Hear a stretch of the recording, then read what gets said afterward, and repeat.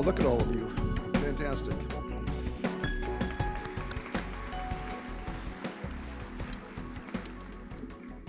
It's me. Thank you for coming. It's another beautiful day in paradise. We got a really interesting presentation, which you all read about. Artificial intelligence, AI. I don't know much about AI. My grandson knows a lot about AI. He's a computer guy, but I don't know much about it.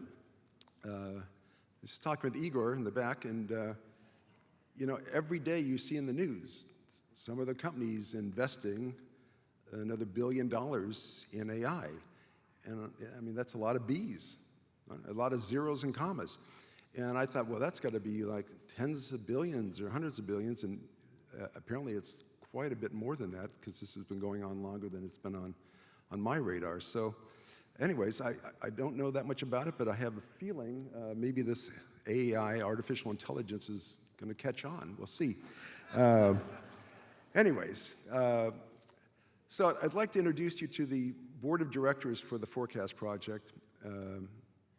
These are a wonderful group of business people, pillars of our business community, and they give a lot of time to this, thanklessly, a lot of brain power when we have our meetings in the room. And so if you're on the board of directors, would you please stand up and be acknowledged? If you're on the board, stand up. Don't be bashful.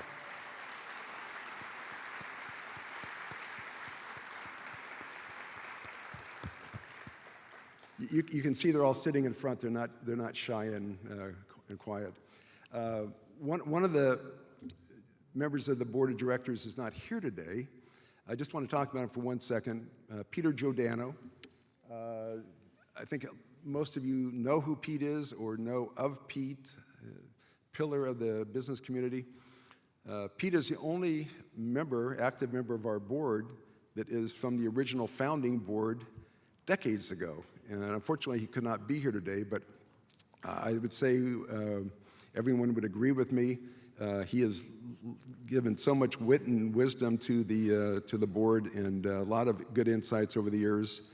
If you know Peter, his humor is priceless. And I'm sorry he's not here today, because I would be getting grief for saying that. But anyways, look forward to seeing him at the next board meeting. So my last piece of business, so this whole engine would not run without our sponsors. We love our sponsors. Many of them have been with us for decades, and can't thank you enough.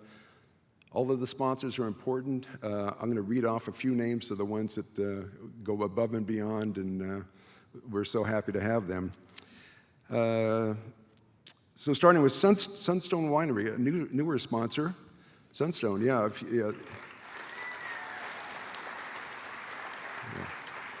You're clapping for them. You don't have to clap for the others, but you're clapping because they're going to serve you their nice wine at the end of this event.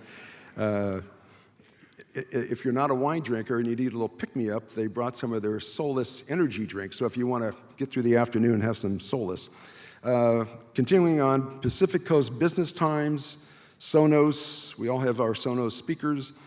Sampson Clinic, IFC Investors, the Housing Authority of the City of Santa Barbara, the County of Santa Barbara, the Auditor Controller's Office, Cottage Healthcare. Yeah, okay, good. We all love the auditor. Yeah, the tax collector didn't sponsor. Continuing, Cottage Hospital, Cottage Health Systems, Columbia Bank, a newer sponsor, thank you. The UCSB Alumni Services and the UCSB Foundation, they have a presence on our board of directors. Yardi Systems, Prelium, Deckers Brands, we all love our Deckers. American Riviera Bank. Okay, good. And a special thank you to our platinum sponsor, again, Montecito Bank and Trust, and our founding sponsor since the beginning, U.S. Bank Private Wealth Management. Thank you all.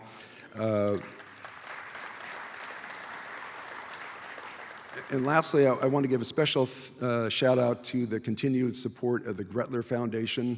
very generous, and we appreciate everything you're doing for us.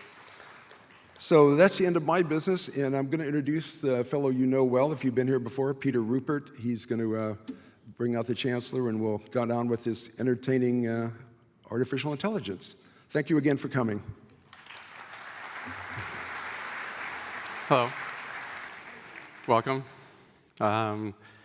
It's really a pleasure to be here again. I have to thank many, many people. But to start, I'm going to thank the 6th Chancellor of the University of California, Santa Barbara, Dennis Asanis. Dennis, please come out.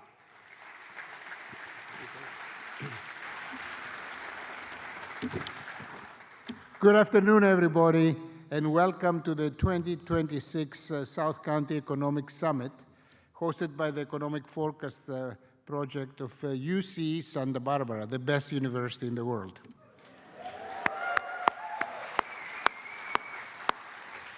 Since 1981, the project has provided our community with in-depth information on economic, demographic, and regional business trends.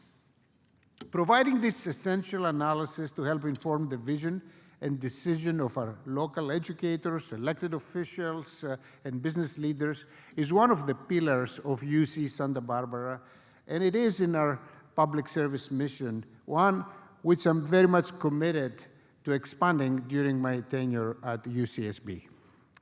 This year's theme is especially timely as we focus on AI and the regional economy, and this is something we very much do at the university campus and obviously with our broader community.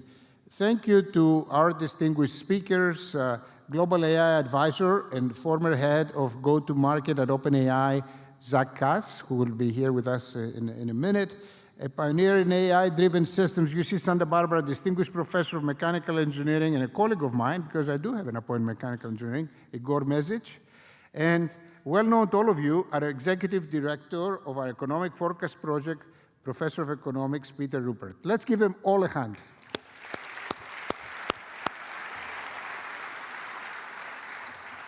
This summit is in part a reflection of our campus's reputation as a center of innovation entrepreneurship and our commitment to promote economic growth for our community, state, and the nation.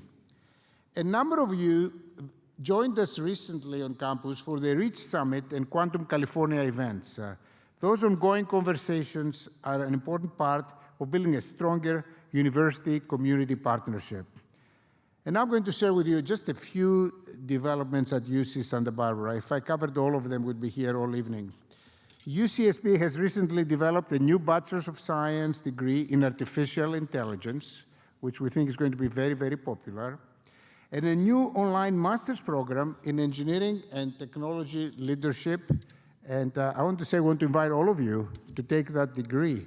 Education is not just about the 18 to 22-year-old. It's about the 22 to the 92-year-old. So here we go, okay, to all of you. So UC Santa Barbara is widely recognized as a research powerhouse. In fact, we're ranked the #1 public university in the nation for scientific impact in engineering and physical sciences in the prestigious University of Leiden rankings. And this is the 15th year in a row that we rank among the top two publics in the nation. We have top faculty who have garnered considerable prestigious awards, including our two 2025 Nobel laureates in physics, Professor Devoré and Professor Martinez, and also Professor David Gross, who has received a Nobel laureate before, recently was awarded the 2026 Special Breakthrough Prize in Fundamental Physics, and that's a very big deal. So those are amazing people. Forbes has listed UC Santa Barbara among the top most entrepreneurial universities. We average about 100 invention disclosures annually. Nearly half are under licensing agreements, and this number is for sure going to go up during my time. What excites me, and the opportunities are available to our Central Coast region, is that we have a tremendous community around us, industry, university, academia, the nonprofits. I mean, this is an unparalleled ecosystem, and I know we can do great things together. I believe that our campus already plays a significant role in the region. We are the largest employer, and we have a tremendous impact as a premier institution on so many areas, including economic development, with an over $2 billion annual impact on economic development. Think about all the jobs we create and all the taxes that people pay so that we can have a wonderful community here. We have an international reputation in biomanufacturing, materials, quantum physics, media industries, and so many more. This year, we launched OASIS, a shared use facility to accelerate discovery, prototyping, and technology development and deployment by establishing partnerships between academia, industry, and government. We have an opportunity to further strengthen relationships with our communities in the surrounding region. You probably have already heard about another very exciting project, the 410 State Street development that we have at the corner with Gutierrez, which is a place that will serve as an anchor of UC Santa Barbara in our city. We envision to bring there students of all ages around the year, an endless summer where they can learn and mingle together, start companies, dream the future, artistic performances, music, exhibitions, soccer games for the World Cup, anything you want. So we can do all that. Our university is fortunate to be part of such a dynamic community. Together, we are advancing innovation and creating new companies and jobs. So I want to thank all of you, and I know I also speak for my wife, Eleni, saying that we're so thrilled to be here in the community, and we appreciate all your engagement, your vision, your support, and your commitment. And thank you for attending today. Thank you.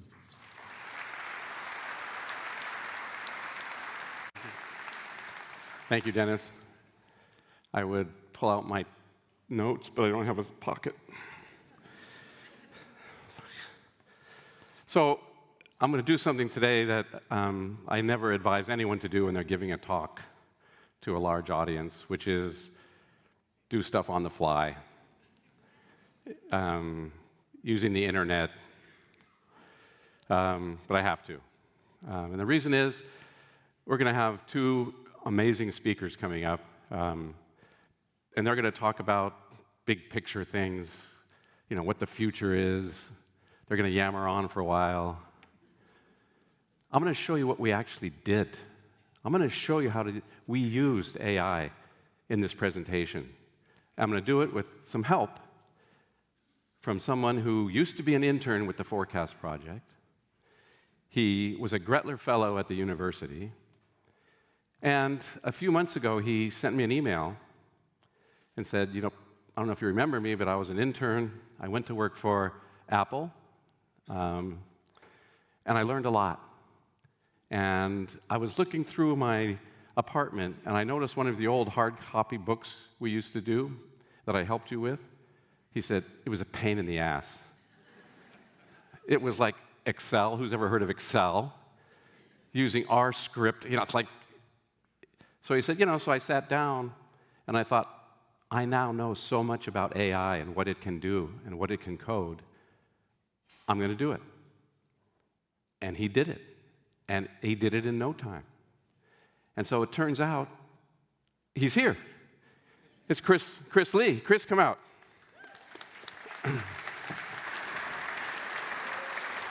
So Chris is going to talk about sort of how this works, what AI can do, how it did it, and he's now helping to train people at the university, and he's been a fantastic resource. So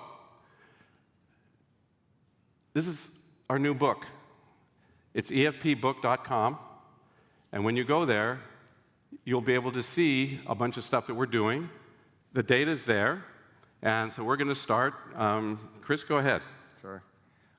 Good evening, everybody. Like Peter mentioned, I'm Chris, and I was an undergraduate intern here at the EFP not so long ago, also a Gretler Fellow. And I sort of took a little detour the past few years since graduation, working in Silicon Valley as a software engineer. And I sort of got to see firsthand how AI was being developed and how they were effectively being implemented into organizations.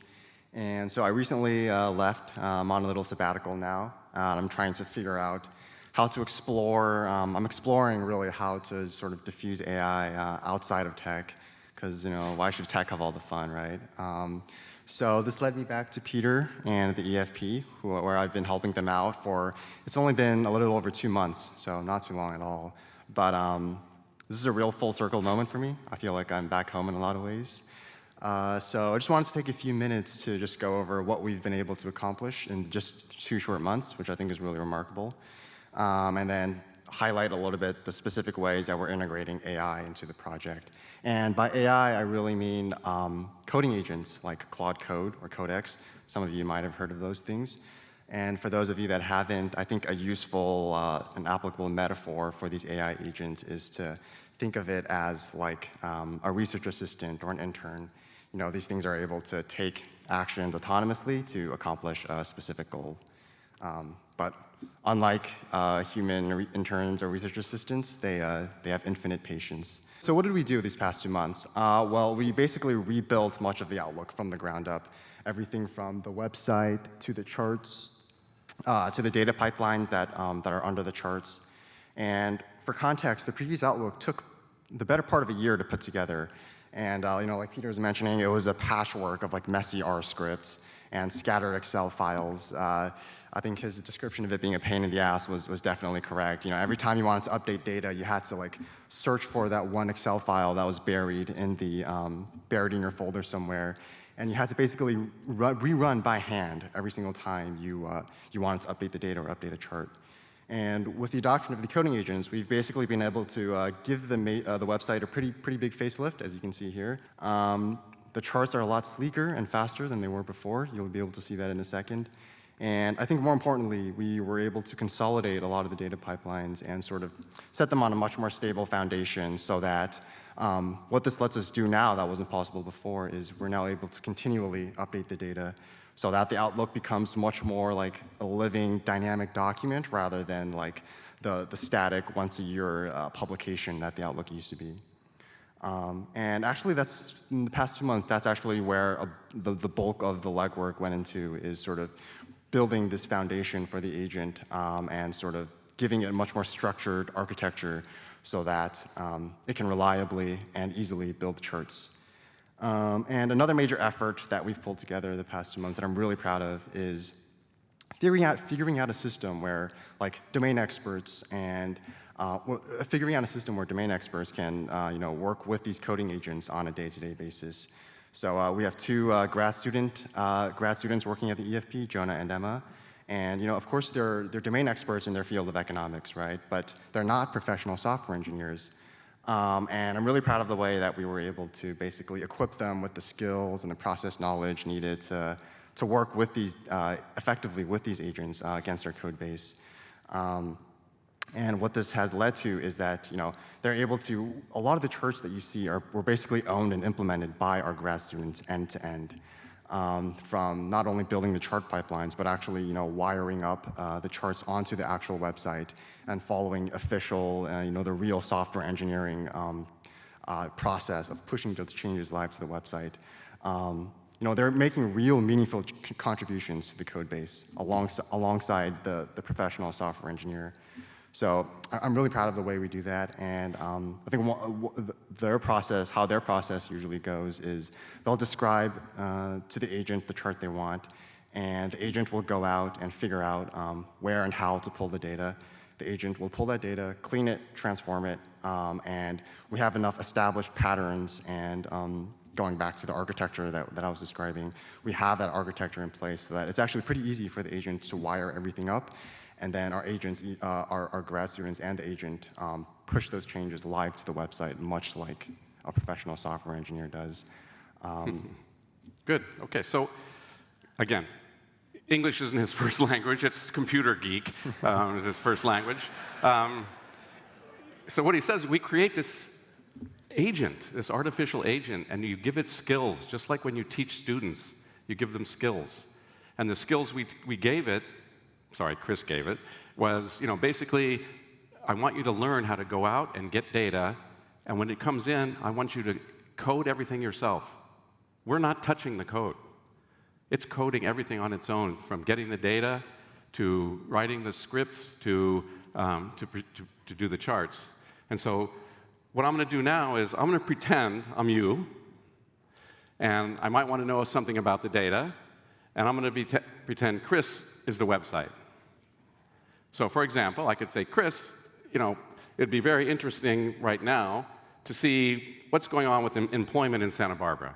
Can you show us that? So you'll be able to come to the website and just do what Chris is doing.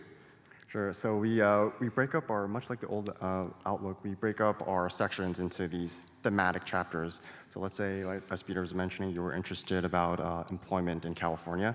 So you would come to the employment card, and then we have a chart on employment by industry in California. Okay, so this is total employment, non-farm employment in Santa Barbara County. And what you can see, it was growing, goes back to 1990. And it was growing.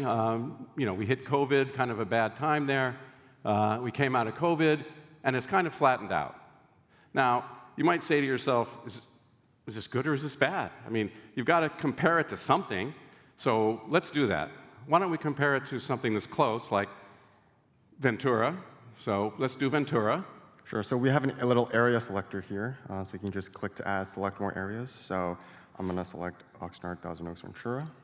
Ventura. How about San Luis Obispo? San Luis Obispo. Okay, now you can see that. Now, maybe it's a little bit hard to see. Well, I'll show you. Put California. Add California in there. Okay, now, here's the problem. The level for California is so much different, screws up the graph. Just wait. Let's index that so that they all start at the same point. Sure. So yeah, we also provide this index toggle, and it basically lets you compare on a much more apples-to-apples basis. So you're really seeing the sort of, you're comparing the shape of the change over time rather than the magnitudes.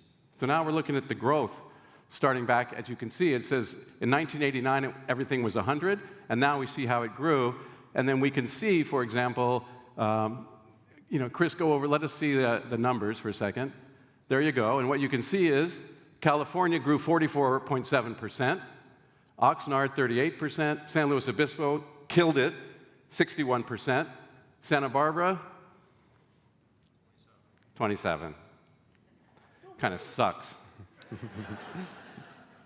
It's a technical term.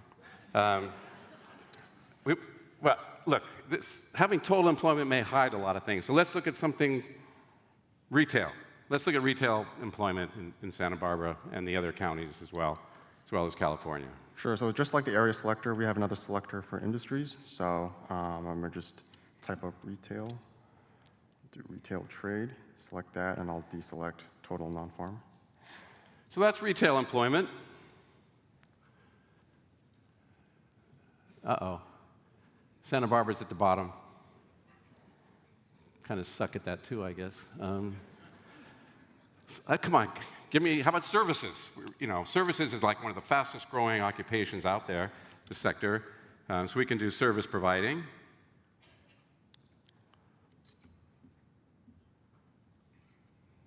Service providing. Yeah. I'll deselect retail trade. It's the service sector employment. Wow. We're at the bottom. Chris, come on, man. Manufacturing.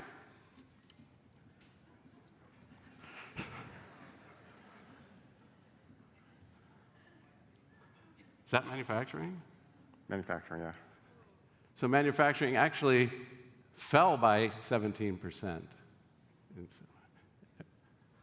Look, we got to be good at something. We got to be number one at something. Where can we be the top? How about rent? Let's look at rents. What the heck? So I'm going to go to the rent chapter, or the real estate chapter, and we have a chart on the rent index. I'm going to pull that up here, this one. Okay, so what do we have? We have rents. The blue line is Santa Barbara. The gold line is United States. And what you can see is, number one, the level's higher for Santa Barbara. And then you can see right after COVID, it popped up a lot, and rents have been growing quite fast. We better index that. There we go. Let's see a number here. So how much have rents gone up? 95% since 2015. US as a whole, 67%. We're number one. Unfair. How about San Luis Obispo? That's San Luis Obispo. Okay.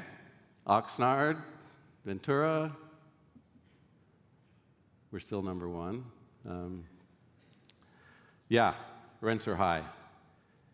And as you may have heard me before, I'm not going to talk about rent control.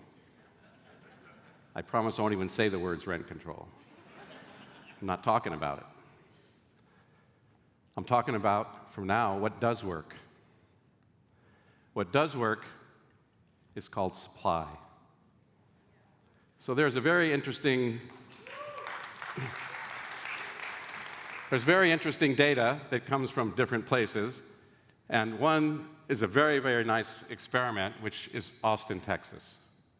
Let's see Austin, Texas. Austin, Texas rents were growing the fastest of any large metropolitan area from 2019 up until about 2022. And then they decided they would get rid of a lot of regulations. I'll talk about this in a second. They would change zoning. They would do lots of things. And I'm going to explain a little bit more in a second what rents, how they got there. And then I'm going to explore some other areas. In the meantime, Chris, big round of applause for Chris. Thank you.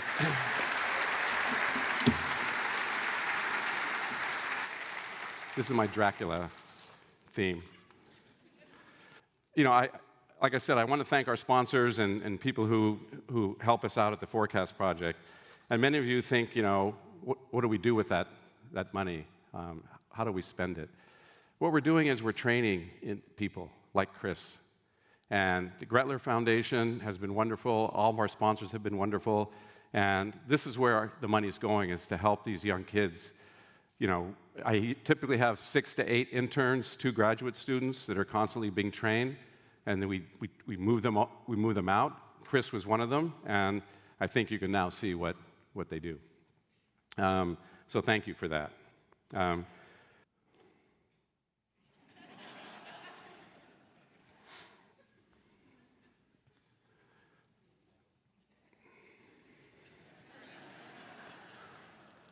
So what is the forecast? Just what's going on? So remember I told you I was going to talk about Austin for a second? So let me explain. Inflation-adjusted rents in Austin fell 19%. 19% between 2021 to 2025. Incredible fall in rents. Same period, U.S. rents went up 10%. Texas was growing very fast, went up 6%. It was this change in policy that enabled rents to fall in Austin, Texas. The median rent went from 15% above the U.S. to 4% below in just 5 years. You might say, well, people were leaving Texas. False. Population was growing all this time. The demand was increasing. Supply outpaced the demand in this case. Between 2015 and 2024, they added 120,000 units. The U.S., that's a 30% increase. Average U.S. was 9% over the same period. 3 times as fast they were building apartments. Multifamily, 64.5 per 10,000 residents. What did it do? Zoning reforms, multifamily near jobs, transit, they did all kinds of stuff. A big bond for affordable housing, permitting. By the way, now there's kind of excess supply. Now rents are falling and landlords are giving free 2 months rent, free parking, etc. This was all done through the supply channel. It's the only way it can possibly happen. Permitting speed, the binding constraint.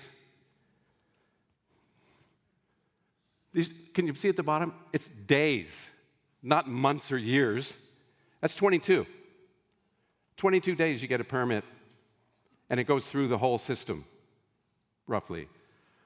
Los Angeles, 180 days. San Francisco, 760 days. And you wonder why they're not building anything? It takes too damn long. Two layers. Number one, we have to allow those things to happen. And number two, we have to have a permitting apparatus that processes in weeks, not years. And believe me, if you talk to people who are willing to build housing, they love this. They love it. And they'll come and they'll build. I already said that. CEQA, however, is making some changes to cut the time by 12 to 18 months. Remember I told you Austin was 22 days. Okay, enough about that. So what is going on in this world? Lots of uncertainty. I like to say, but when isn't there lots of uncertainty? There's wars all the time. We've had tariffs since the beginning of time. Inflation, always a problem. The debt, always a problem. What's new on board is this AI business.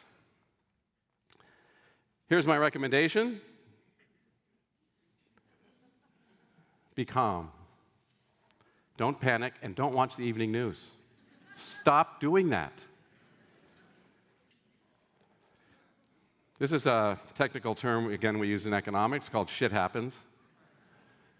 These are recessions. These are recessions going back to 1850. And I don't know if you guys ever remember, some of you old people might remember this one back in the 1860s. It's a huge recession.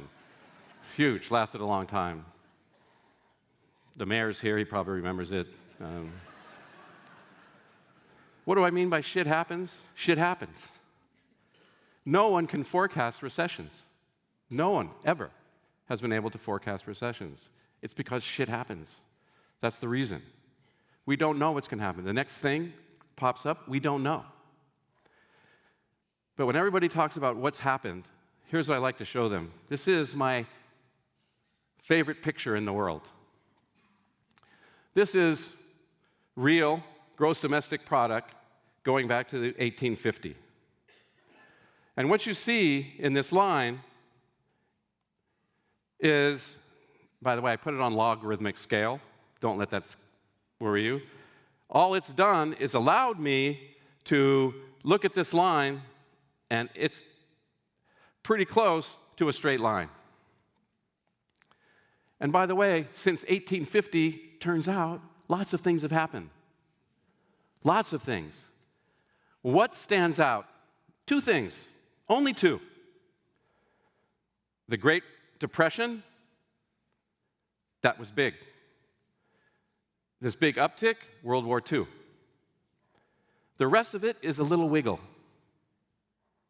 And by the way, since 1850, we've invented really good stuff. My favorite, flush toilets. Imagine. Or don't imagine, that's like horrible. The world has gone through lots and lots of stuff, yet the United States economy is on this line. We get richer by roughly 2 to 2.5% per year, on average, every year.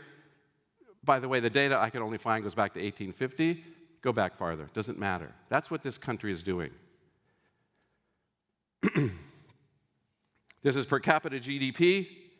This number down here, like 3,000. This is like you were making $1,000 in 2017 dollars. Now we're making 70,000. That's what growth means. That's what compound growth means. Starting in 1950, growing at 2% a year, 2.5% a year.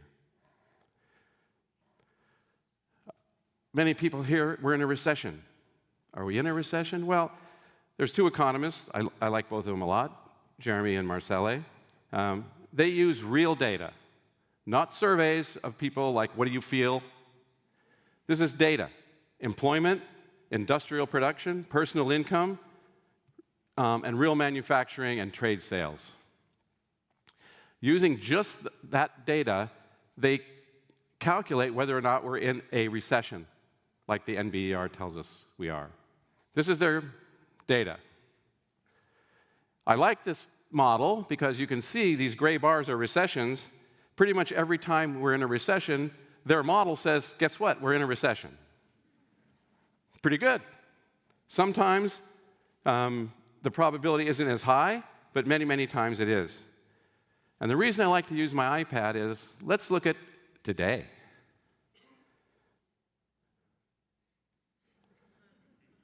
See it? That's today. There's a 1.8% probability we're in a recession today, according to data, not about what people are saying on the evening news. Labor market, it's had its struggles. Expert forecasters, and a lot of you like forecasting. Remember, I don't forecast. I run the forecast project, but I don't forecast. And people are always saying, why do you keep saying that? This is what employment has looked like for a while. This period, very, very sloppy. A lot of up and down. Lately, we've had some good reports. But you know, how hard is it to do this? How hard is it to say what employment's going to do? Here are the professional blue chip forecasters, the best forecasters in the world. January, they forecast 75,000. It went up by 160,000. They're off by double. February, they said it would go up by 30. It fell by 156,000. Would you ever hire somebody that guessed so wrong? Not me. March, they said up 60. It was up 185. April, 62. It was double that. Every friggin' month, they got it wrong. It's hard. Look, I'm not blaming them. It's hard. No one predicts things very well with these economies. Things move too fast. You can't predict one thing. On average, 2% growth. And people say, why do you think that's going to happen? I've got 200 years of data, and 1 million things have happened. It's still the same. This is productivity. This is output per hour. Back in 1947, we were producing 20-something per hour. Now we're producing 120. That's 6 times more production. Right here, by the way, and you can see, again, it has this this got a little bit of a curved slope. If you do it in logs, it turns out to be a straight line.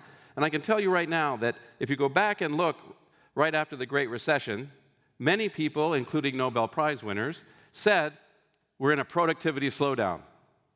Everything's already been invented. There's no new things to invent. We're going to be permanently on a lower trajectory. Of course, they were wrong.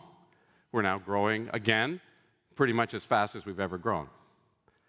So again, you know, the U.S. economy is able to absorb lots of these things. What are some risks I could talk about? Well, I could talk about these big things that people ask me about. Inflation, what's going to happen with the Fed, what are they going to do? The debt and interest payments on the debt. Talk about that for a second, and then I want to talk about AI. So inflation, as you probably know, the US government, the Federal Reserve looks at the CPI and the PCE. They prefer the PCE today than they used to be the CPI, but now it's the PCE. It's been rising. There's no doubt about that, and obviously the Fed's aware of it.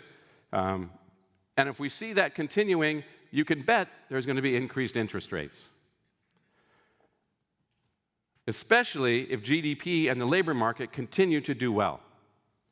So if we continue on that trajectory and inflation starts to rise, you can bet that the Fed's going to raise interest rates.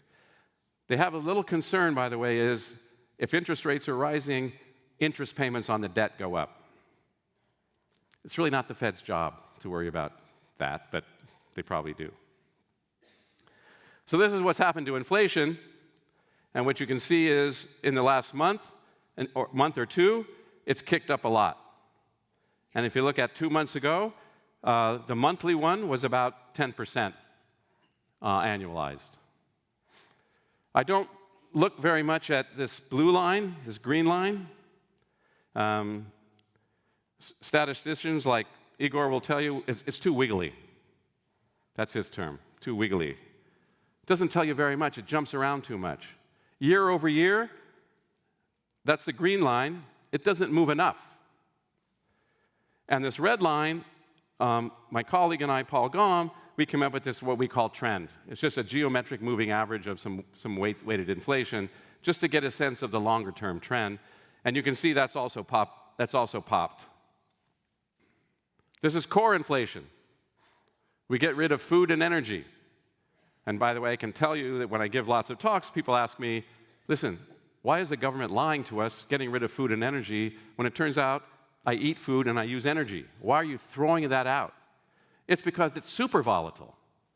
And we're trying to understand the underlying trend in inflation rather than the month-to-month movements. As you can see, the month-to-month movements are crazy. Just so you know, this is the CPI for energy commodities, just to show you how volatile it is. It doesn't look that volatile, right? I mean, over here, it doesn't look that volatile. But look at the scale. This number is 900%. See? That's 900%. Energy commodities rose 900% in a month. That's why you're feeling it at the gas station and all kinds of places. Why do we care? We care about this. The red line is the CPI. The blue line is average hourly earnings in nominal terms. That is just $27 an hour, whatever it is. Every time the red line is above the blue line, or the green line, you're getting poorer. Inflation is eating away your income increase. That's what it means. Every time the blue line is above the red line, the opposite. Real income is rising. You're getting richer. That's what the Fed actually cares about, whether people are, why inflation too high is a problem. It's one of the problems. What's happened recently? You can see that this greenish line is above the red line, meaning for the last couple of years, we've been getting richer in real terms. Just recently, it's crossed. And if inflation keeps ticking up like that, it's not going to be good for our incomes. So that's why we care about inflation. Plus, we do have to worry about, as I said, the debt. We've had the highest debt since, like, forever. Maybe not the Revolutionary War. Data's not so good back then. But interest on the debt, and the debt keeps creeping up. This is what our current debt looks like as a percent of GDP. So if you look back, 1970s, 80s, our debt to GDP ratio was about 20 to 30%. We hit some recessions, we borrow some money, things get better. We borrow more money, things get better. We borrow a lot more money, blah, blah, blah. We're now at, by the way, there's two lines here. One is called the gross debt. This is the one you should concentrate on. This is the one that we actually owe to other people. The gross debt, the government owns its own debt, so we don't actually care. But the red line, we do have to pay back to people, and the US has never, ever defaulted on its debt.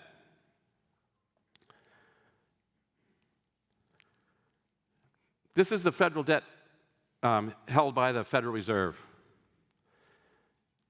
For a long, long time, it was like 5%.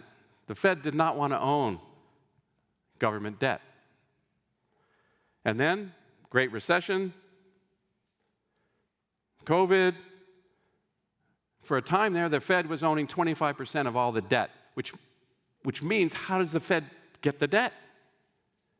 How do they buy it? You can kind of think of printing money. It's not exactly true, but it's a good analogy. They print the money and buy it. By the way, printing money means inflation, but it's coming down. The Fed doesn't want to own that much of the debt, and it continues to roll off. We'll see what, and Warsh has been talking about this as the new chair coming in. This is household debt obligations. This top one are all the financial obligations owed by the households. Mortgage debt, car debt, student loans, etc. And what you can see for a long, long time, it was about 16% of their disposable income was debt. We hit the Great Recession, and people started like, whoa, I had way too much debt. We got hurt. What I like to say about this one is, every measure of debt owned by households has fallen, which to me means if there is a recession, they're a little bit better able to absorb it. They're not in too much debt. This is a percent of total federal expenditures. So if you look at total expenditures by the government, this is defense spending. Defense spending used to be over 80% of all their expenditures back in the 1950s and 60s. It's come down incredibly, right? It's now down to here, and it turns out it's about the same percentage as the interest payments on the debt, which has been rising. So we're spending about the same now on interest as debt, which we don't know what the right number for debt is, but it's starting to worry people. So now let me turn to AI. Here's the big AI question, or one of them. Will AI cause mass unemployment? I can tell you, every technological revolution throughout history, people ask the same question. Because it affects people. Every time, however, the answer has been no. It has not created mass unemployment. It has created jobs, and it also has lost jobs. The transition costs are real. Moving from different technologies means some people are going to lose their job. Happens every time. This is last week's Economist. Prepare for an AI jobs apocalypse. What the fuck? They're falling into a safety net. Good job, guys. Here's some technological revolutions. These are game changers, each one of them. Steam and rail.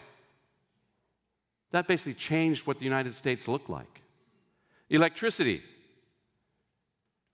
Horses used to pull things to create electricity in shops. The internal combustion engine. Agricultural mechanization. 1900, 50% of the population was in agriculture. Today, it's 1.5%. And we're producing more food than ever. Computers and the internet. Those were game changers. You may not remember. How about AI? Same. Here's a picture. Here's what I did. I looked at those revolutions, and I put them on this graph of GDP growth. Now, you might say to yourself, look, the computer should have generated a lot more output, more GDP. Or how about electricity? Well, no. The U.S. economy grows at 2% a year. It absorbs, somehow, all these changes. Here's my favorite tale, cautionary tale. It's about horses. In New York City, in 1900, there were, in the city, between 100,000 and 200,000 horses. They pulled streetcars, wagons, ambulances, and they produced 1,000 tons of manure every day in the street. Thousands of gallons of urine. It's disgusting. 15,000 carcasses had to be removed every year.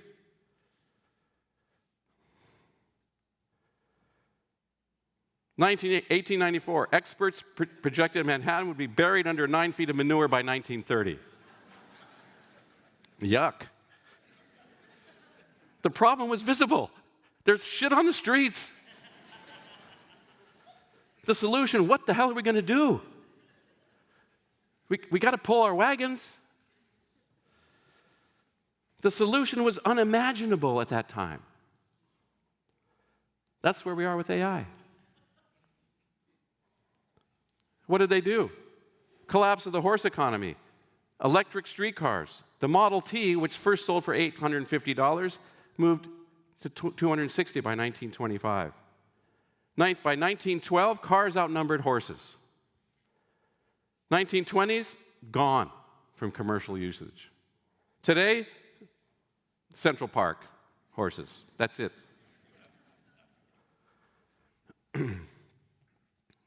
But wait, you say, humans aren't horses. Horses don't retrain. They don't retrain. Horses don't buy the cars that replace them. They're just horses. They have one job: pull stuff. Humans can do lots of things. Every wave, every technological revolution has expanded, not contracted, what humans are paid to do. History shows that. John Maynard Keynes, everybody knows Keynesian economics. He claimed there was going to be a technological unemployment in 1930. Again, scared of technology because it's going to make people unemployed. Wassily Leontief, Nobel Prize winner, computers will do to office workers what tractors did to horses. They're wrong. ATMs were supposed to end bank tellers. Teller employment has grown for 2 decades. What ATMs did was it made banks more efficient to give out money, to concentrate on other things. They actually opened more branches because it became easier. Transitions are painful. They're unevenly distributed. There are winners and losers. The China shock, letting China into the World Trade Organization, hurt retail a lot. A lot of employment was lost. These things aren't short-lived either. It can be a generation. So it's not like this bad stuff can't happen. But the question is not, is there going to be job displacement? Of course there is. Real GDP per capita has grown 30 times since 1800. Life expectancy has doubled. Working hours, 3,000 down to 1,800. All because of technologies. Unemployment hasn't changed. Food as a share of the household budget went from 40% to under 10%. I'm not going to go through all these. You get the point.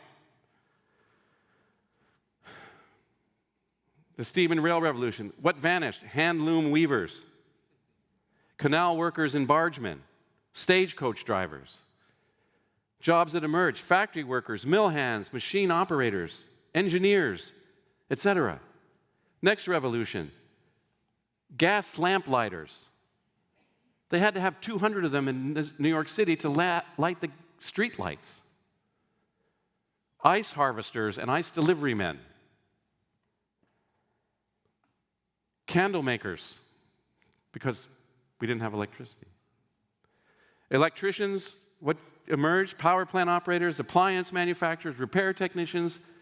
You wouldn't have guessed these jobs in 1900. And by the way, it goes on and on and on. I'm not going to keep doing it. Internal combustion engine, agricultural mechanization,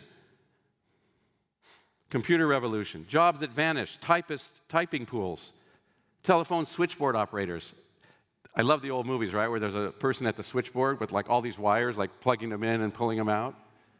It's horrible. Sorry if any of you are travel agents, bookkeepers, file clerks. What's emerged? These names did not exist in the dictionary of job titles 50 years ago. Software developers, sysadmins, database, IT support, cybersecurity, network, none of those existed. That's what I mean. They were unimaginable. Each revolution destroyed hundreds of occupations, for sure.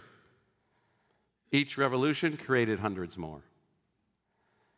New jobs were unimaginable from the old vantage point.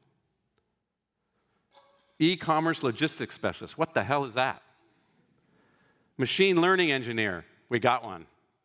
He's speaking next, whatever that is. AI's replacement jobs are probably not jobs yet.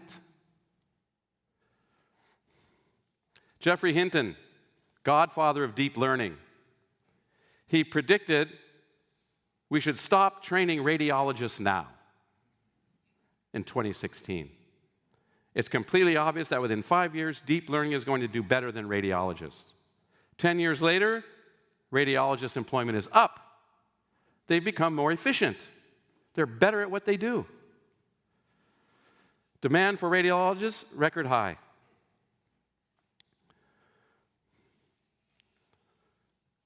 Why was he wrong? By the way, he now admits he was wrong. Reading images is only one task. Think of jobs as a bunch of tasks. These tasks still have to get done. A radiologist is many tasks. These tools augmented radiologists, not replaced them.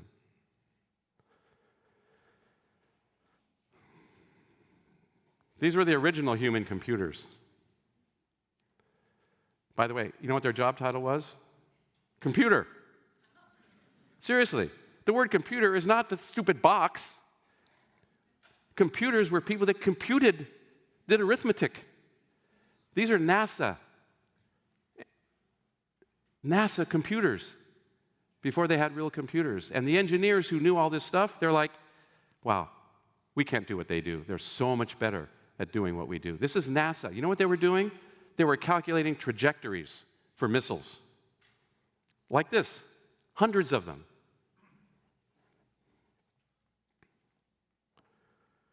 That's all I got. But two things.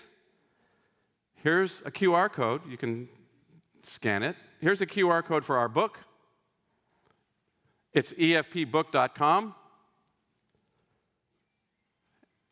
And the other one is a code for a fantastic blog, which is mine.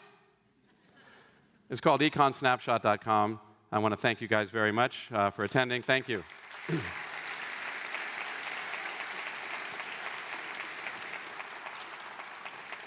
Now it's my pleasure to bring out a colleague at UCSB who is the guy in machine learning in the world. He'll explain a lot about that. I'm very happy to work with him. I've known Igor for a while now, and aren't many people better in the world than Igor. So, Igor? Thank you, Peter.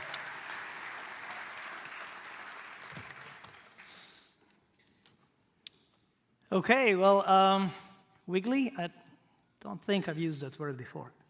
English is my second language, so not sure it goes well. So it's real pleasure to be here.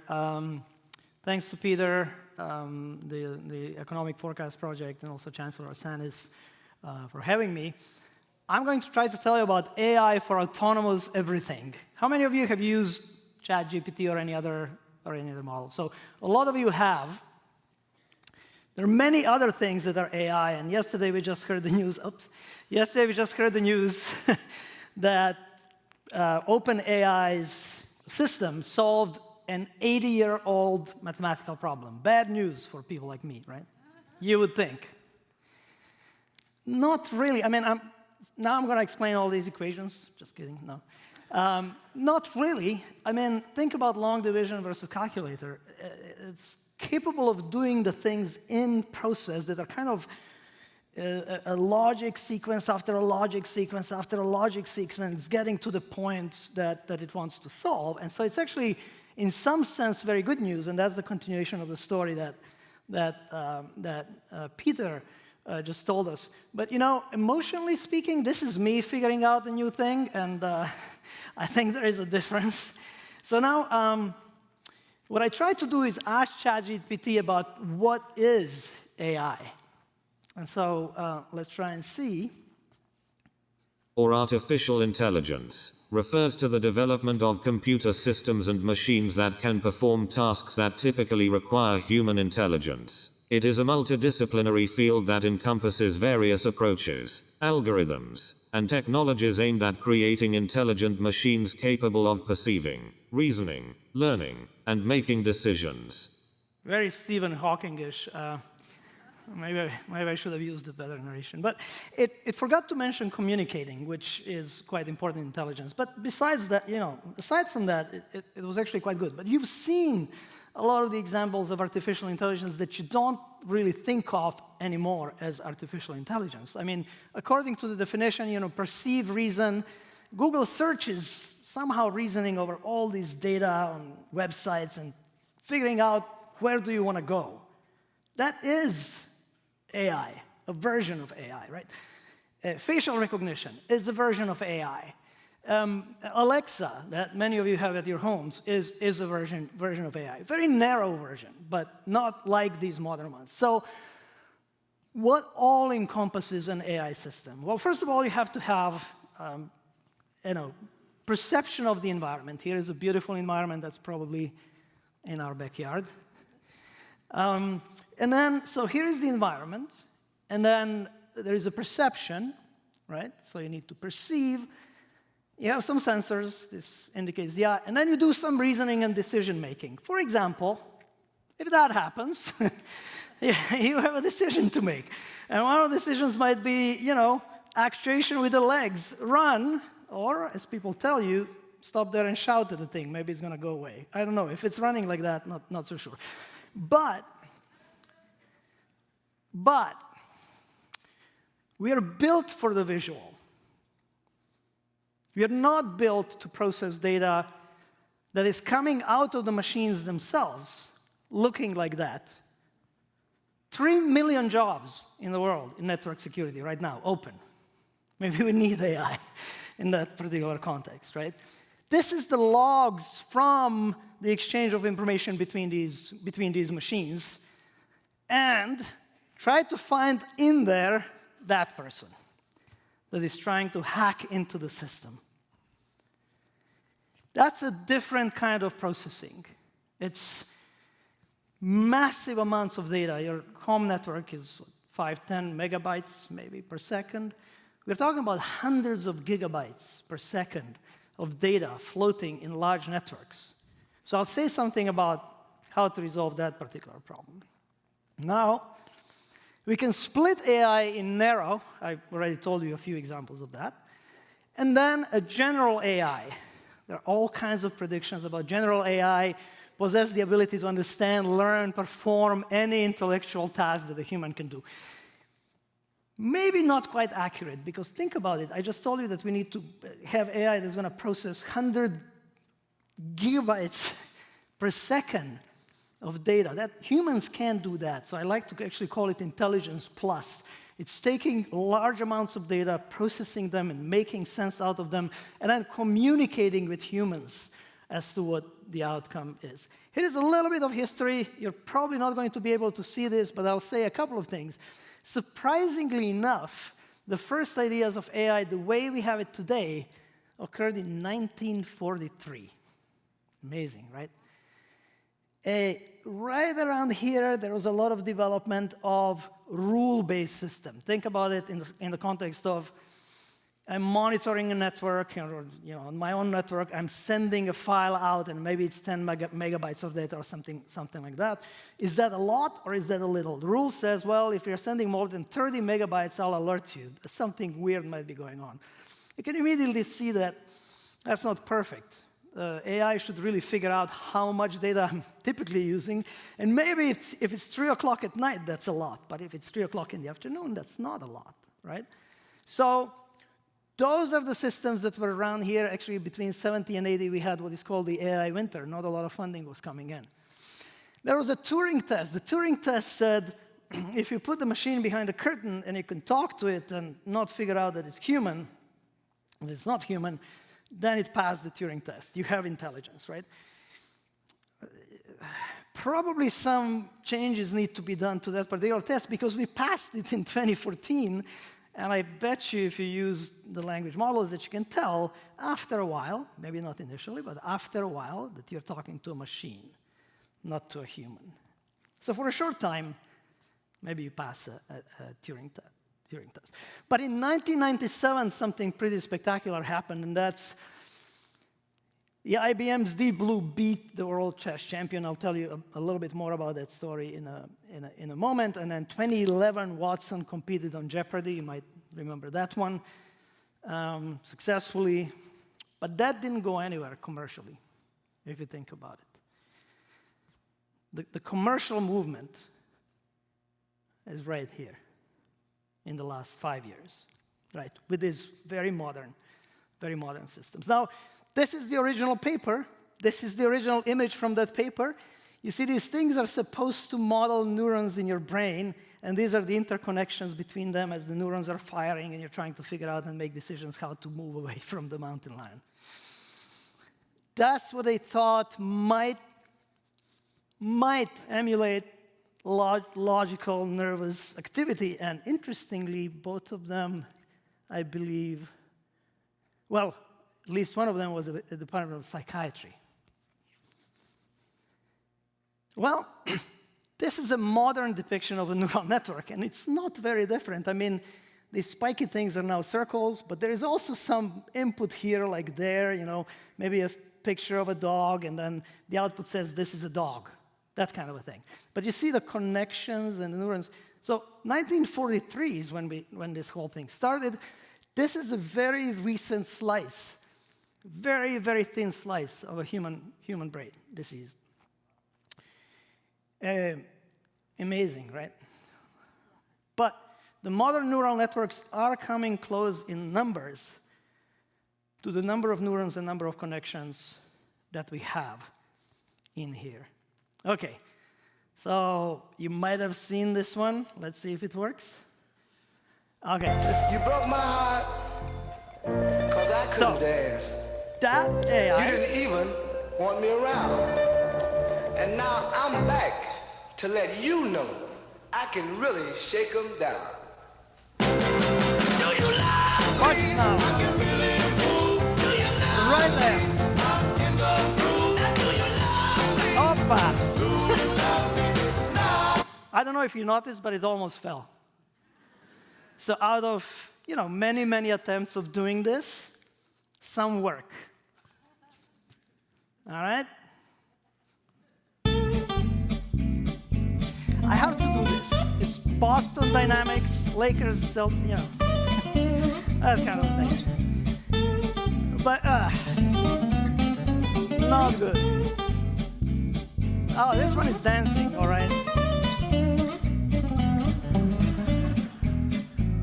And I have to finish with, now this one, I grew up in Croatia, soccer is my thing.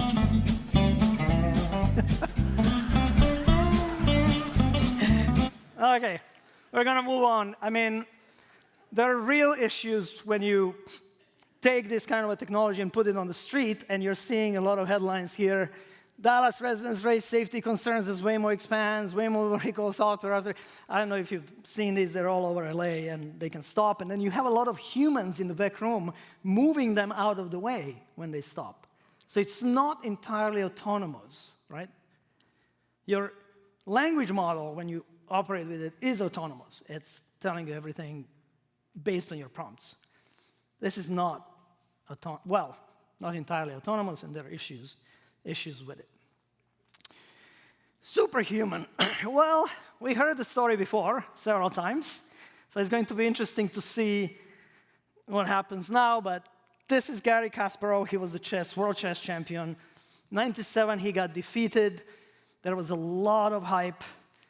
Lee Sedol, a Go master, world champion, gets defeated in 2016. Remember the rules that I told you about? Very different methodology, much, much similar to the networks that you've seen that are in your language models. So neural networks, reinforcement learning, deep learning is something that we've honed over the years and developed to the level where a world champion in Go can be beaten. Now, Go is horribly complex. Chess has about 10 to the 10 to 100 positions that you can have. This thing has 10 to the 320. That's, the number of atoms in the universe is about 10 to the 50, give or take. So the fact that humans are amazing at this is the amazing thing. The fact that the machine was great at it, well, it has a massive processing power, intelligence plus, right?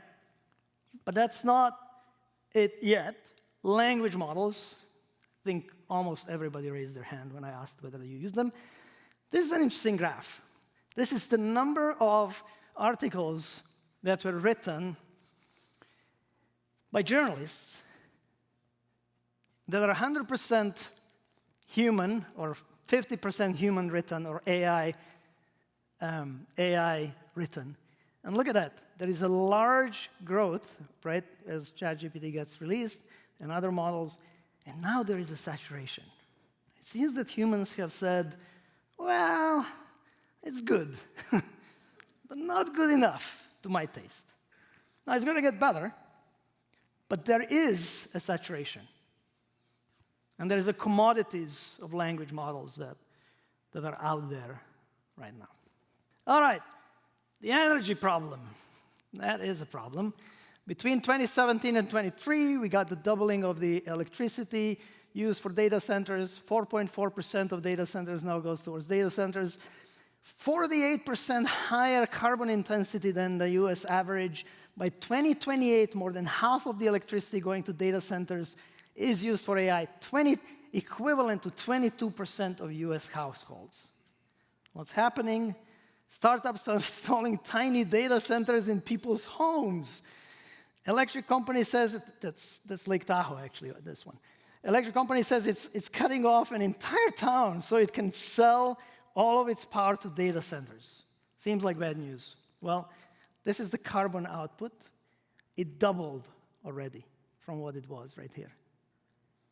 It's going up badly, but then it saturates. So good news, bad news, bad news. There is a little bit of good news. And a little bit of good news, well, depends on your position on nuclear power. but the good news might be that this saturation here is due to the fact that the modular reactors, nuclear reactors, are growing in use. And all of this up here is renewables, solar, wind, other renewables. So that's interesting.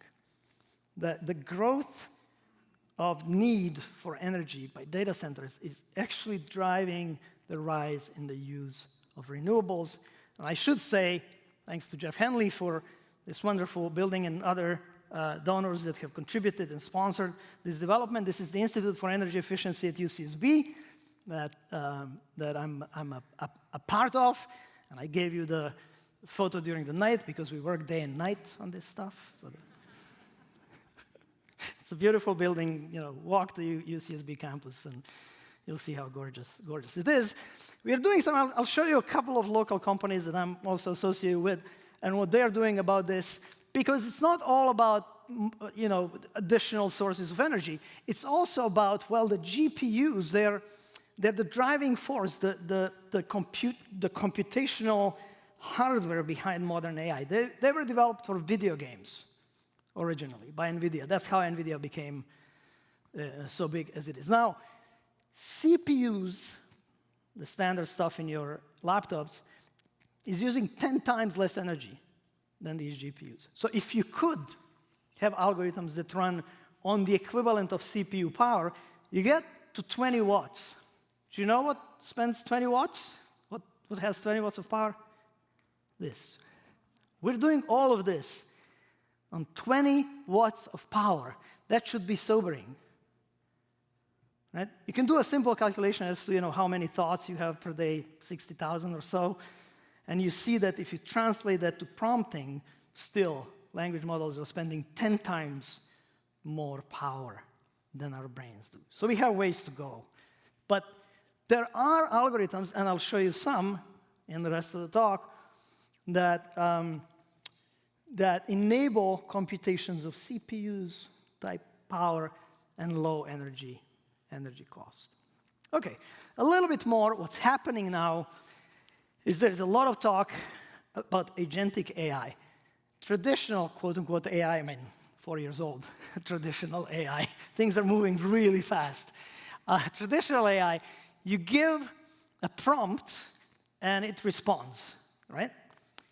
Agentic AI, remember, perception of environment, reasoning, and then execution of actions, like running away from the mountain lion. learning from outcomes, real-time learning from outcomes and feedback. Architecturally, language models don't have that ability. They respond to prompts, but they're actually not actively learning from outcomes. There is a whole new architecture of so-called world models that are going to enable a lot of this agentic AI. Now, of course, you say something like, clean up my email, and then it erases your whole. Yeah, you can laugh, but that actually happened. that is that is actually an incident that happened. The other thing that's happening is for, driverless cars like Waymo, of course, we need a lot better edge AI. So the current model is you put a prompt in that goes to some cloud server. It does its own computation, gives it back, the answer. But these models that are necessary for action for our driverless cars, they have to be local to the car. You cannot call the cloud.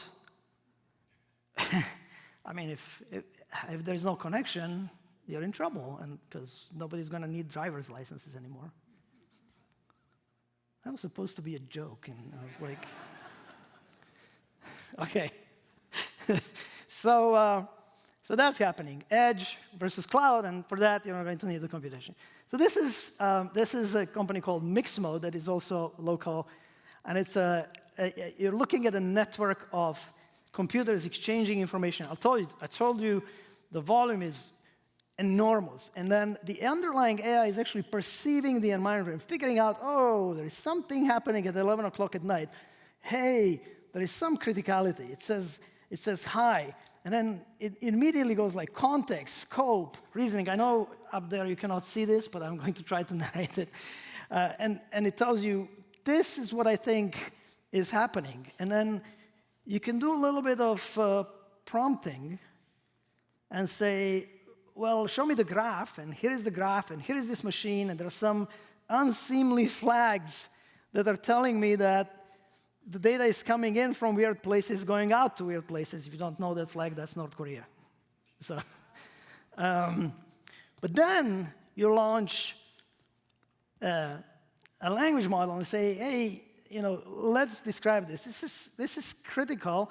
And then you tell it, review the last 30 days. This is weird. How come, this is happening on this machine? Well, this machine was attacked 54 times in the last 30 days. That's what the AI is going to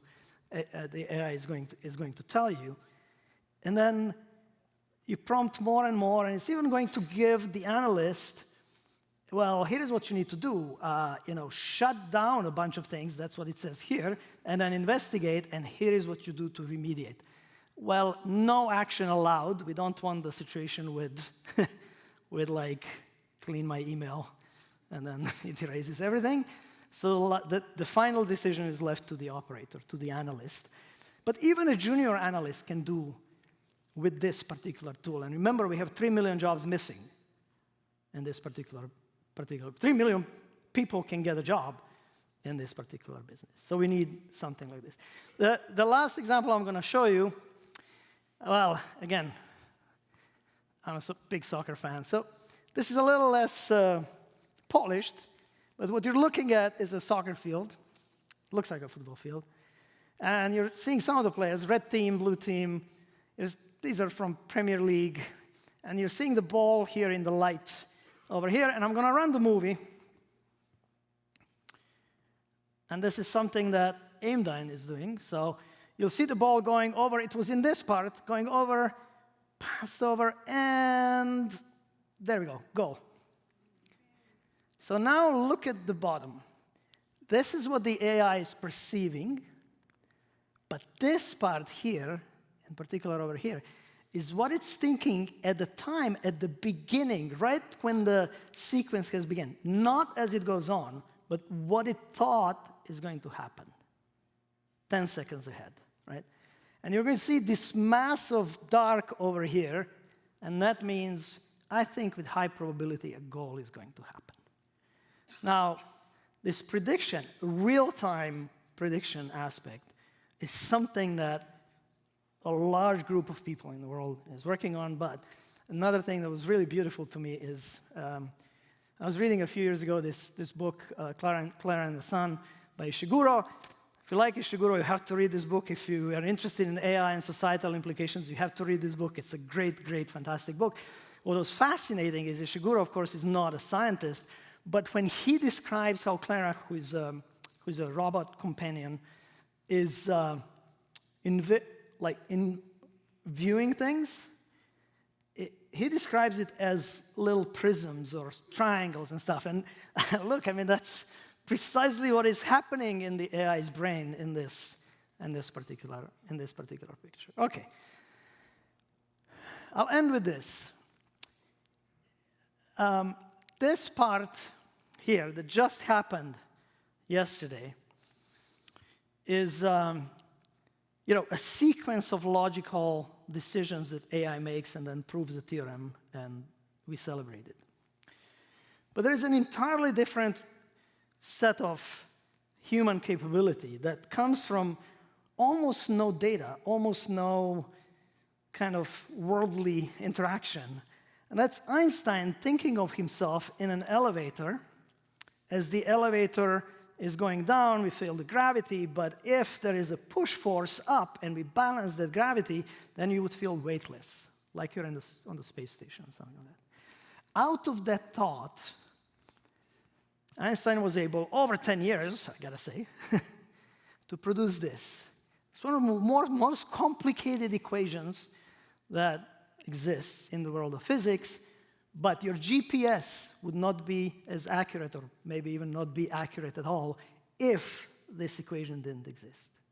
He did it without almost any data, without any indication that Newton's gravity is not an entirely correct version, and he came up with that. That's the creativity and the DeepMind, Google's DeepMind. This is just January 26. These authors came out with this really interesting title that said, LLM Can't Jump. Different architecture. The world models are the place where we are going to enable all of these technologies that I've hopefully described at some level. Okay. Here is my last thought. AI will change everything. There's no going back. Commerce, societal interaction, armed conflict. It's already doing that. We need a context-aware, adaptive, reasoning AI, benevolent, energy efficient. Well, there is progress to be made, a lot of it. There are also worlds to be ruined. So it's up to us. So I would encourage you collectively to engage. Not to, as Peter said, not to just listen to the evening news and say, whoo, or read The Economist, which I love reading. But those kind of catastrophic predictions, I don't know. Let's collectively engage, and together, Zach's probably going to tell us a lot about this. The world is going to look a lot better. Thank you.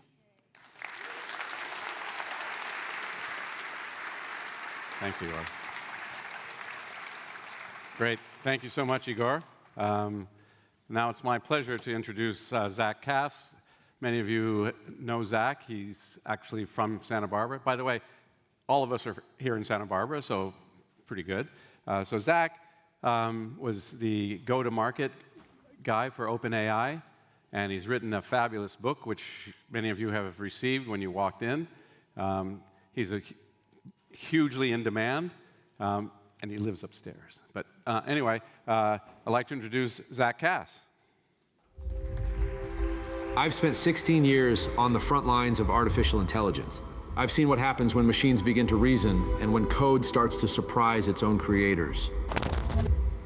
I joined OpenAI when there were just a handful of customers and a few million in revenue. Even then, we knew that if we got this right, it would change the world. Since then, I've watched AI move from research papers to boardrooms, from prototypes to policies, and from curiosity to necessity. I've advised Fortune 5,000 leaders and governments who all ask the same question in different ways. How do we lead in a world where intelligence is no longer scarce? And after all these years, I've come to believe something simple, but powerful. Artificial intelligence is not the story. Humanity is. AI is the brush. human potential is the masterpiece. What we choose to create now, how we lead, what we value, what we build, will define the next chapter of human history. Welcome to the next Renaissance.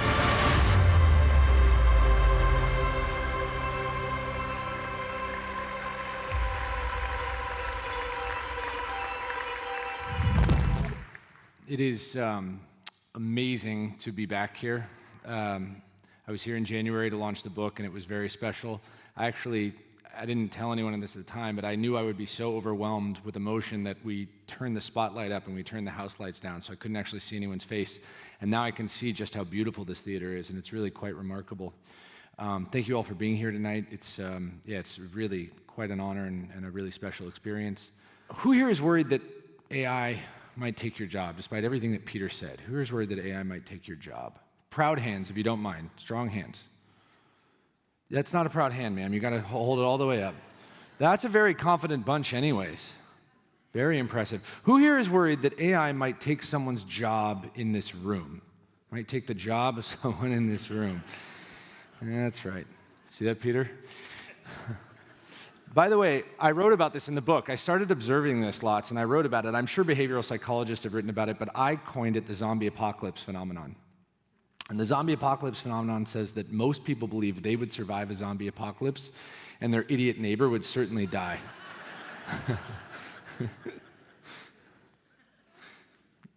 This is funny, I'll tell you, because you're my friends. Very recently, this was about a month ago, I get off stage, and a woman comes up to me very smugly, and she goes, "You know, not everyone has an idiot neighbor. I don't have an idiot neighbor."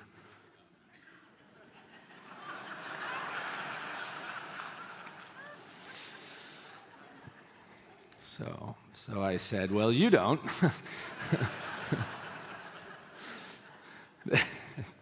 And then my handler, you have handlers at these things, my handler grabs my arm. She goes, "That's the sponsor." I go, "She's an idiot. Get her away from me. She might be contagious." I like to joke about job displacement because it softens the blow. It's a very complex topic, and it's nice to get people in a laughing mood before we talk about it. And also, when I talk about it, I just don't talk about it for the reason most people do. I was on Bloomberg a week ago, I was on CNBC earlier this week, and inevitably these anchors point at me at some point in the conversation. They go, "Whose jobs are you going to take?" And I have to answer the question, or they don't invite me back. But what I really want to say is it's not an economic issue, at least not the way we're describing it. And the way we're describing it, the economic consequence of robots taking our jobs is actually really dangerous and really misguided for two reasons. And the first reason I can explain by telling a story. October 1st, 2024, the longshoremen go on strike. Anybody remember this? We're fairly elitist in Santa Barbara, so I'm not sure how many of you are aware of the things that go on the eastern seaboards, but the longshoremen are the dock workers, the people who manage the ports, and they walked off the eastern seaboard on the morning of October 1st, shutting down the American economy. And Harold Daggett, the head of the Longshoremen Union, went on CNN on the morning of October 2nd. And they give them what's called an open mic. It's what they give presidents when they declare war or union leaders when they shut down the American economy. And Harold Daggett spoke for an hour and a half, and he opened his diatribe by pointing very calmly at the camera. And he said to the American people, he said, "You have no idea how dangerous I am. I will cripple you." What did he want? Anybody remember? Oscar remembers. He didn't want safer working conditions, which is shocking because it's the most dangerous union job in the United States. And he only asked for 25 cents more on the dollar. His single demand was that the longshoremen not be automated by the ports. A guarantee of what he called a right to life. Now, I was fascinated. I watched the interview live. I watched it many times since. And I sent Harold a very long, very thoughtful email. And he sent me something very different back. He did not want to meet with me. That's fine. We went to the ports anyways. We went to Jersey, and we went to Miami, and we walked the picket lines, and we met a bunch of these guys, and some of them were very kind to give us a bunch of time, and we interviewed them. And the interviews were pretty profound, and some of the results I feature in the book. We asked these guys a battery of questions, of which 4, I thought, told us everything we needed to know. The first question, do you believe you could be gainfully employed outside the union?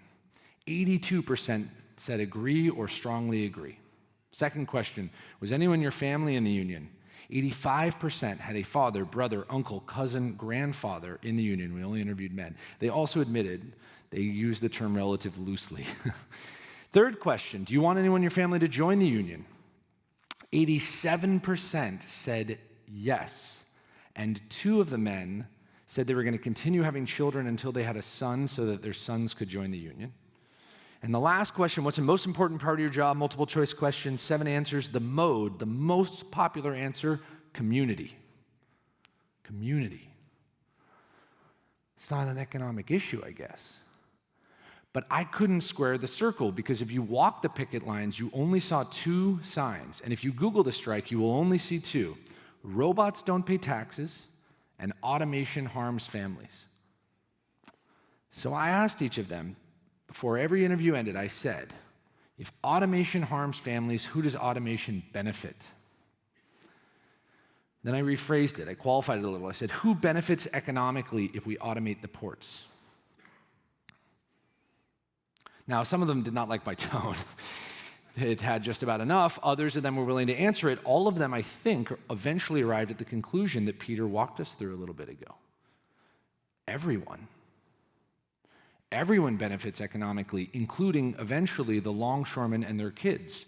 And the only reason that we can all be certain of this is that we are all descendants of people whose jobs were automated to our collective economic benefit, and we never think twice about them. We celebrate the fact that we don't have to do the work they did. Moreover, we actually wander the earth, all of us, every day, asking implicitly and sometimes very explicitly, when is this good or service going to be better, faster, or cheaper?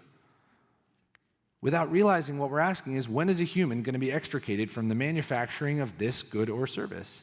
And we don't do that because we're jerks. It's not that we want people to lose their jobs.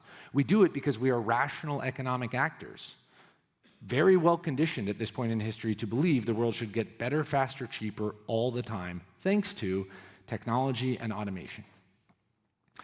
And if you stare at this as long as I have, you arrive at a conclusion, at least I did, that most people in this moment are very excited to see everyone else's jobs automate, just not their own.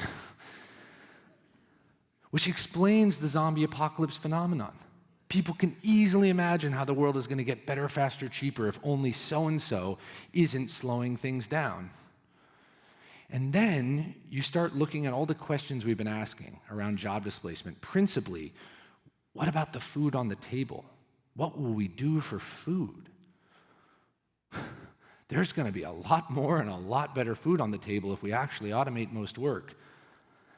But also, I'm not sure that we're going to know how to find purpose and meaning in a world where we have attached an increasing amount of those things to our work. In a world for where a few thousand years now we named ourselves after our professions, which is why there is a Miller or Smith in this room. You don't have to raise your hand. I will not invite you on stage, but I know you are here. And I know you're here because it's 2 of the 5 most common last names in the United States. Because for thousands of years, we named ourselves after our job. And I argue we stand not at the precipice of a job displacement crisis. For what it's worth, I think we will continue to toil for money. I think the work might even get more interesting in a lot of cases. Also think one of our generation's greatest sacrifices is the emotional toll, the emotional cost of separating our purpose from our work in a world where our work is going to change frequently and a lot. And I have no way of answering how we do this yet. What's interesting about this moment is, and I'm quite heartened by the fact that in 1930, one of the most prescient thinkers in modern history, a guy named John Maynard Keynes, talked about this. John Maynard Keynes was traveling Europe giving lectures to people against a backdrop of abject despair. People were literally dying in the streets, and he would go into these lecture halls and go, no, you're missing the point. It's getting really good. And people were like, John, wrong. Read the room. And then he went back home and he doubled down. He wrote a paper, The Economic Possibilities for Our Grandchildren, and published it everywhere he could.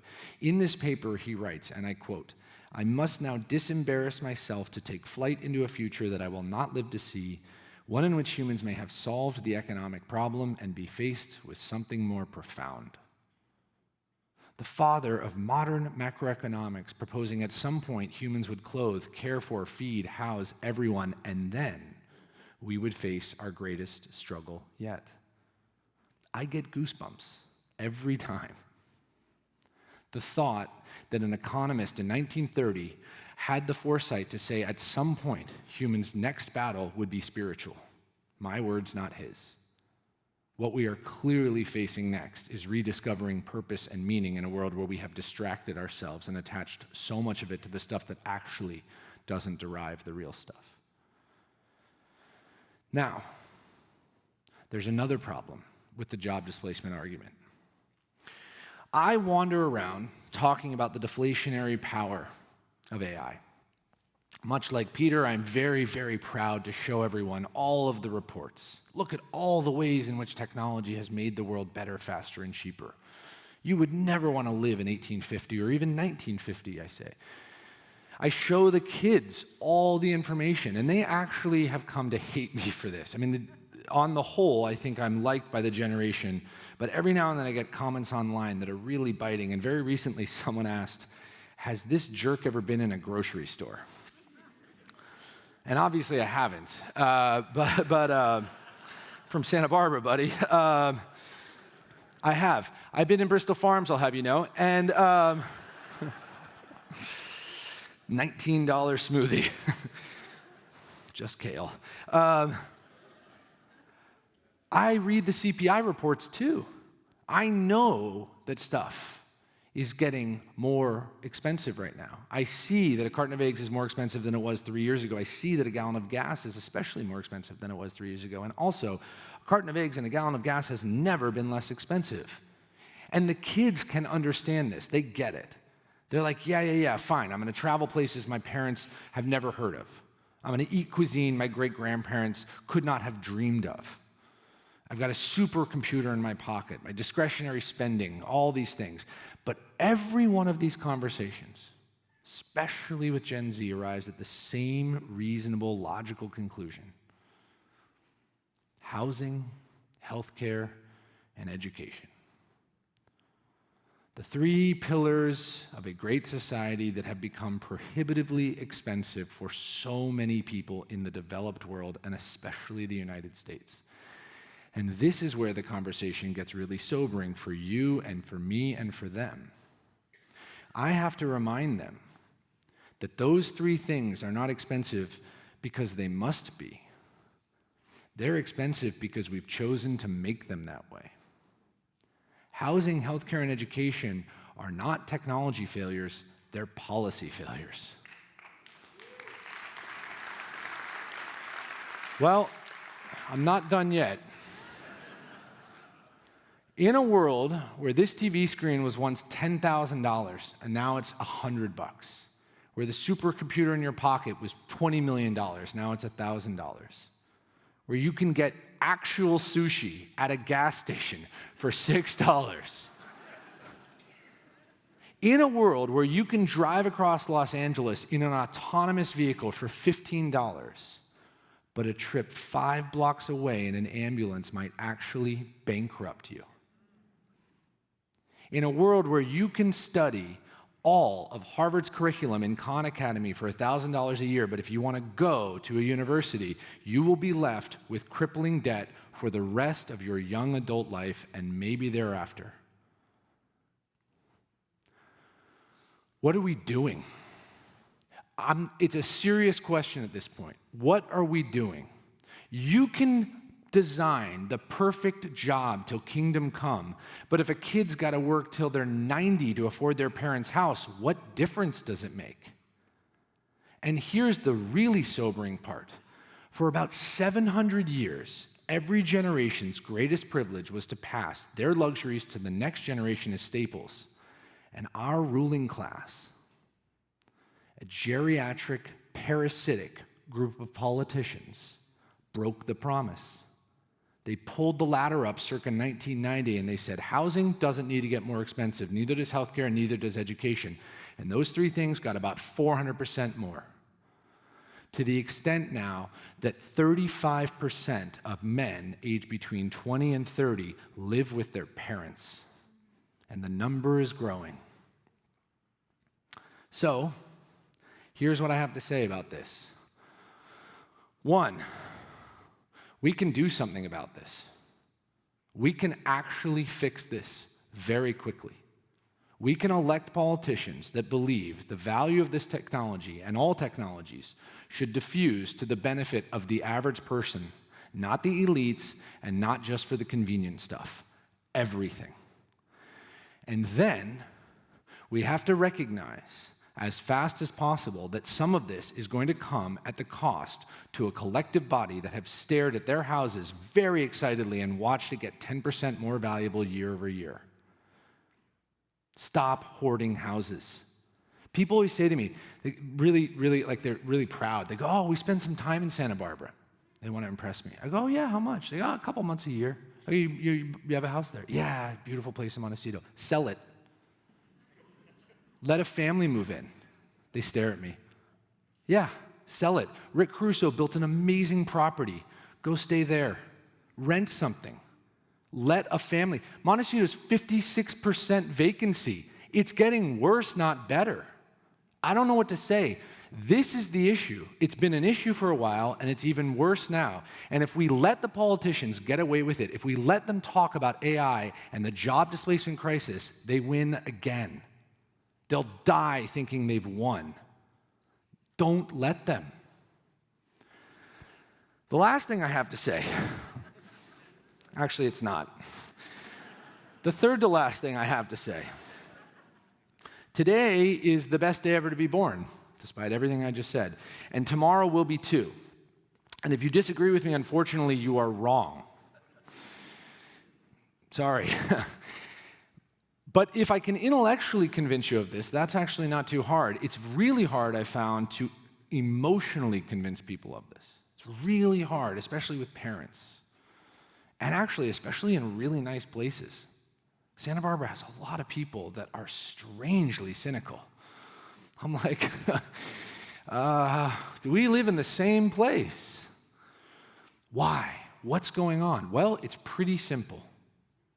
You are overexposed, grossly overexposed to negative information, and you are heartbreaking underexposed to good information.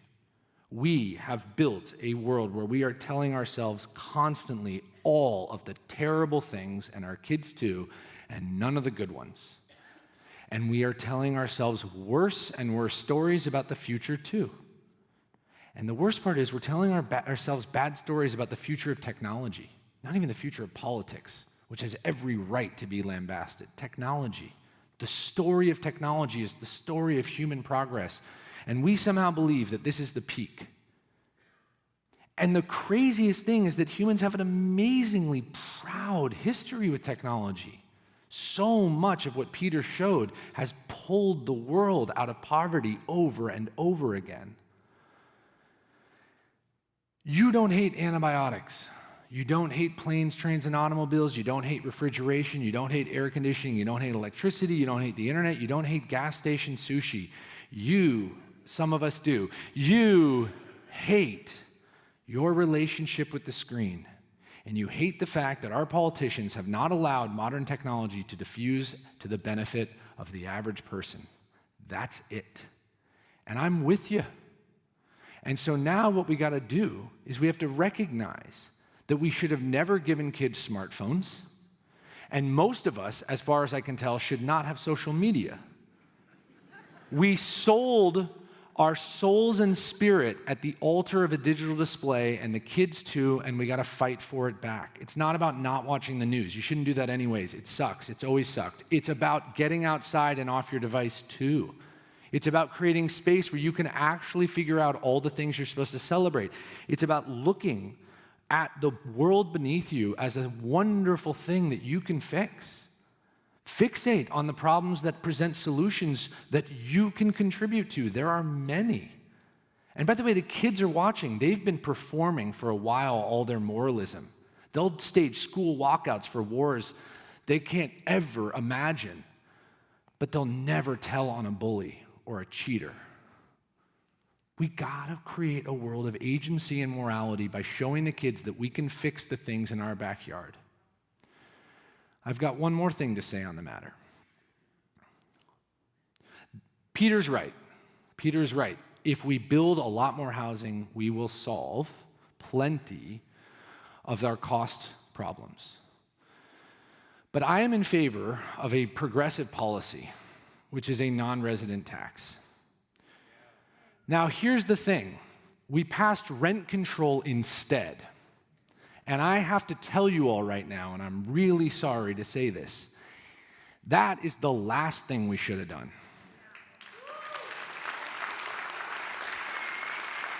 There are so many ways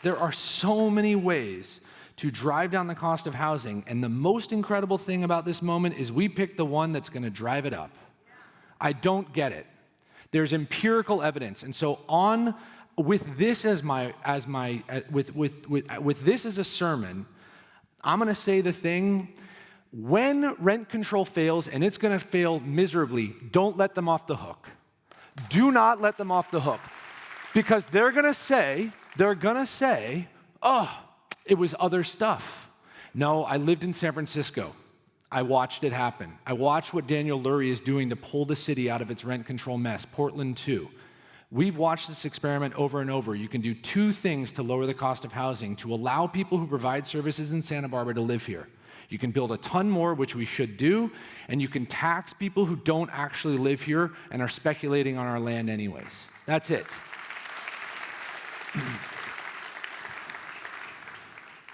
I like you very much, by the way, but I'm not going to like the effects of this policy, and quite honestly, you aren't either. I have one more thing to say. This one is a little funny, but when I came back to Santa Barbara, I emailed Arts and Lectures, and I said, hey, I've been working in AI, I'm working at this company, maybe you heard of it, and I'd really like to give a talk in town. I'll do it for free. Crickets. Crickets. When I published a book, I sent a note to The Independent. I said, I'd love if you reviewed it. Now, I produced my own show here. Now, why am I saying this? Well, a little bit is, I'm petty. Bothers me. I don't know. It irks me, and I wanted to use this platform to say that. I don't know. Actually, Santa Barbara Magazine made me pay to play. They said, yeah, well, we'd love to talk about your talk. You just got to pay us a bunch of money.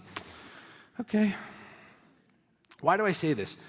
I say this actually because this is an amazing place, and I will say, having traveled all over the world, I spend sadly 250 days in the year on the road, this is the most special place on earth by far. It is a castle on the hill. We should protect this place, and one of the things we should do is we should celebrate local voices more. And I say this now, having been through this experience. If a kid who is the 90th employee at OpenAI comes back and writes an international bestseller and can't get The Independent to review it, and can't get Arts and Lectures to let me speak for free, what the hell? We gotta celebrate local voices, and if it's not me, that's fine, but take the kids seriously, because what happens is they watch this, they grow up and they realize they gotta leave to be successful.